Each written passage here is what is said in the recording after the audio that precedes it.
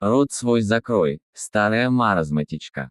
I never believed in Kirses until I moved into the crooked little house at the edge of town, the one people whispered about but never approached.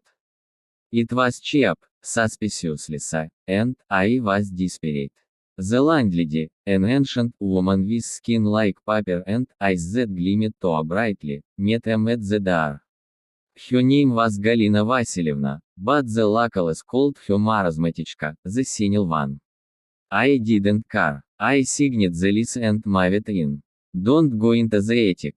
S.H. rasped that first night, her hand gripping mine like a bird's claw. Not ever, or I'll regret it. I lied it off. But the nights weren't quiet. Floorboards creaked under invisible feet. Cold drafts slittered through the house even with every window shut. Whispers filtered through the windows, guttural, angry, and not in any language I knew.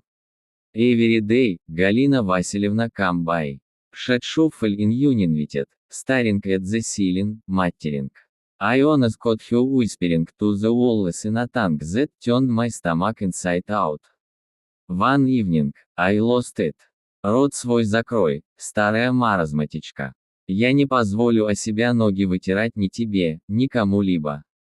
Shut your mouth, you old senile hack. I won't let you whip your feet on not you, not onion. S.H. froze, her expression slackening into something blank. Then S.H. smiled. Not kindly, not sadly, but with a crooked, cracking grin that split her face like brittle bark. You already let it in, S.H. said. And now, it knows your name. I threw her out. That night, the whispers turned into screams.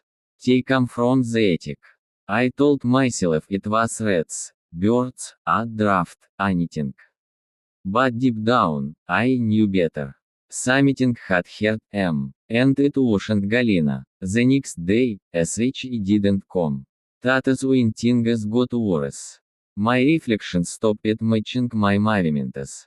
Shadows pulled in corners and refused to shift with the light. Doors opened on their own. And always, the whispers.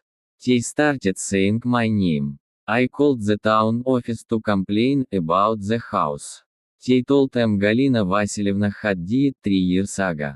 But it's spoken to her yesterday. I checked the lease, my signature was there, but hers wasn't. Just a smeared black fingerprint that left ash on my fingers. I should have left, packed my bags and ran. But I didn't. Something kept rooted. A pressure in my skull. A weight in my chest. I started having dreams of an attic full of broken dolls with tear eyes guffed out and tied in their stomachs.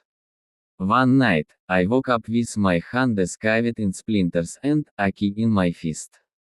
The attic key. I didn't remember finding it. I didn't remember climbing the stairs. But I was standing at the attic door. It opened before I touched it. Inside, the wall is pushed. Not moved, pushed, like lungs inhaling rot. The dolls were real, hundreds of them. They whispered with 1,000 voices, all mine. Every time it's spoken in anger. Every hateful thought. Every cruel word. In the center of the room stood a tall mirror, draped in a black cloth. I stepped forward. The cloth dropped on its own. The thing in the mirror was not it wore my face, but twisted, eyes black pits, jaw too wide, hands too long. It smiled, and the attic screamed. You let him in, it said. You fed him with your spite. I turned to run, but the door had vanished. The mirror cracked, and from it, something emerged. It wore my face. I was found a week later, wandering the woods outside town, muttering nonsense. My nails were ripped, my eyes bloodshot. I couldn't speak, couldn't remember my name. They say the house burned down the next day, no cause were found. But I have you got to where it once stood. You might still hear whispers in the wind. And if you ever feel the urge to scream at someone, to spit venom from your mouth, remember this. Words have power, especially cruel ones. Because somewhere out there, behind a cracked mirror, something is still wearing my face. And it is listening.